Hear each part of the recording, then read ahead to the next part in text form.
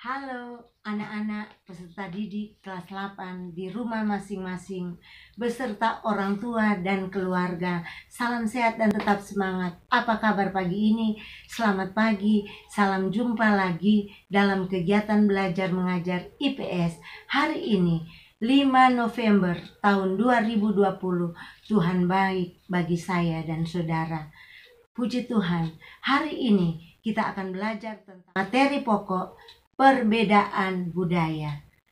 Adapun tujuan pembelajaran yang ingin dicapai dalam kegiatan belajar mengajar hari ini melalui model pembelajaran 3M, mengamati, menalar, menuliskan, siswa dapat menjelaskan tentang pluralitas masyarakat Indonesia, khususnya perbedaan budaya. Tapi sebelum kita belajar mengajar, mari kita berdoa. Berdoa mulai. Kami bersyukur Tuhan baik bagi kami semua, baik guru, peserta didik, orang tua, dan keluarga. Hari ini kalau kami ada karena kemurahan Tuhan. Taruh Tuhan kegiatan belajar mengajar hari ini tentang materi pembelajaran perbedaan budaya hanya ke dalam tangan Allah yang Maha Kuasa, biar dalam pimpinan kuat kuasa Roh Kudus. Dalam nama Yesus kami berdoa. Haleluya. Amin. Kita akan lihat materi hari ini. Bagaimana? Apakah kalian hampir setiap hari mendengar istilah budaya atau kebudayaan? Apakah yang dimaksud dengan budaya dan kebudayaan tersebut?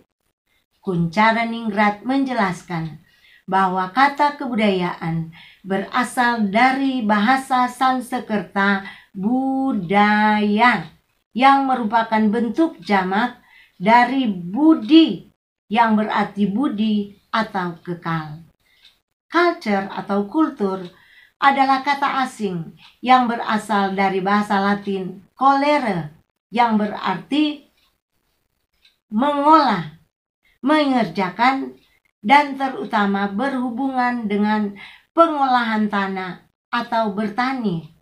Memiliki makna yang sama dengan kebudayaan, yang kemudian berkembang maknanya menjadi segala daya upaya serta tindakan manusia mengolah tanah dan mengubah alam.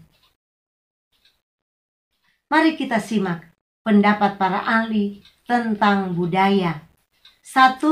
Menurut Kunchara Ningrat, budaya merupakan sebuah sistem, gagasan, dan rasa, sebuah tindakan serta karya yang dihasilkan oleh manusia di dalam kehidupan bermasyarakat yang dijadikan kepunyaannya dengan belajar.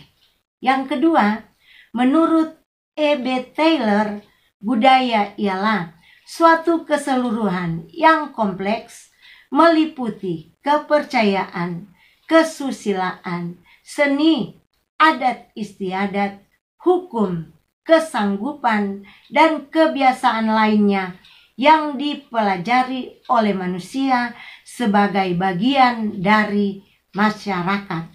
Yang ketiga, menurut Linton, budaya merupakan keseluruhan dari sikap dan pola perilaku serta pengetahuan yang merupakan suatu kebiasaan yang diwariskan dan dimiliki oleh suatu anggota masyarakat. Lanjut kita lihat, untuk lebih jelasnya mari kita perhatikan 3 wujud budaya menurut seorang ahli yaitu J.J. Honigman. 3 wujud budaya tersebut. Yang pertama, 1 adalah gagasan atau wujud ideal. Wujud ideal kebudayaan merupakan kebudayaan yang berbentuk kumpulan ide, gagasan, nilai, norma, peraturan, dan sebagainya yang sifatnya abstrak atau tidak nyata, tidak dapat diraba atau disentuh. Ide dan gagasan ini tentu berada dalam pemikiran manusia. Yang kedua, aktivitas atau tindakan. Aktivitas adalah wujud kebudayaan sebagai suatu tindakan berpola dari manusia dalam masyarakat yang disebut juga dengan sistem sosial. Sistem sosial ini terdiri dari aktivitas manusia yang saling berinteraksi, berhubungan timbal balik, mengadakan kontak, serta bergaul dengan manusia lainnya menurut pola-pola tertentu berdasarkan adat tata kelakuan. Yang ketiga, kita lihat artefak atau karya. Artefak adalah wujud kebudayaan fisik yang berupa hasil dari aktivitas, perbuatan, dan karya semua manusia dalam masyarakat berupa benda-benda atau hal-hal yang dapat diraba, dilihat, dan didokumentasikan. Lanjut, kita akan melihat. Budaya merupakan salah satu kekhasan manusia yang membedakan manusia dengan makhluk lainnya. Manusia selalu menghasilkan budaya karena manusia dengan makhluk lainnya mempunyai perbedaan. Manusia selalu menghasilkan budaya karena manusia dikaruniai akal atau berpikir dalam rangka memperbaiki taraf hidupnya. Hal inilah yang membedakan manusia dan hewan. Adapun hewan menggunakan naluri. Hewan cenderung bersifat statis atau menetap, sedangkan manusia selalu berubah-ubah atau bersifat dinamis. Sebagai contoh, kalian dapat membedakan rumah burung dan rumah manusia. Dimanapun burung pipit akan membuat sarang yang bentuknya sama. Bandingkan dengan rumah manusia di berbagai daerah di Indonesia yang berbeda-beda corak dan ragamnya. Lanjut.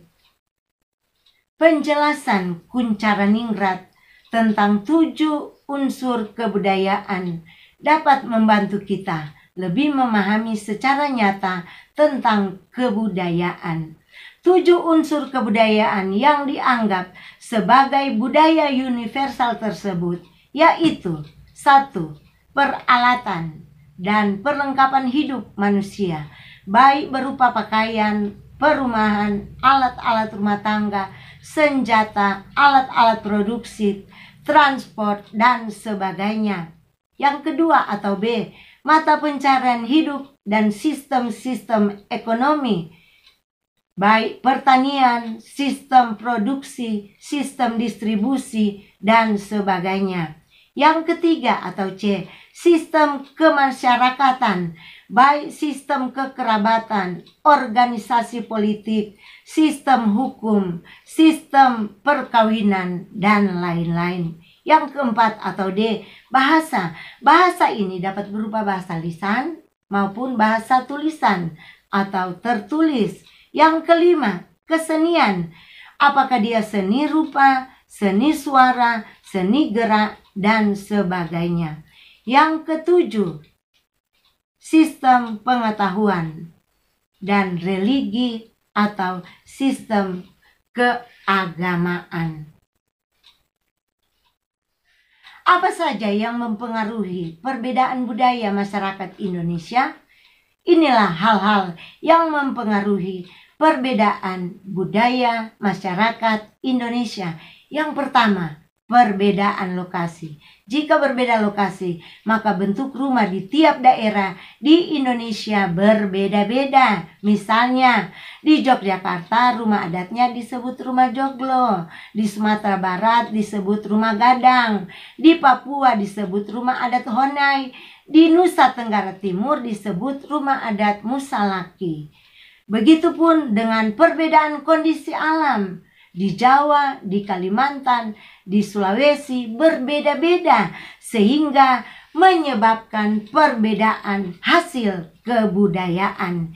Yang kedua, perbedaan agama atau keyakinan.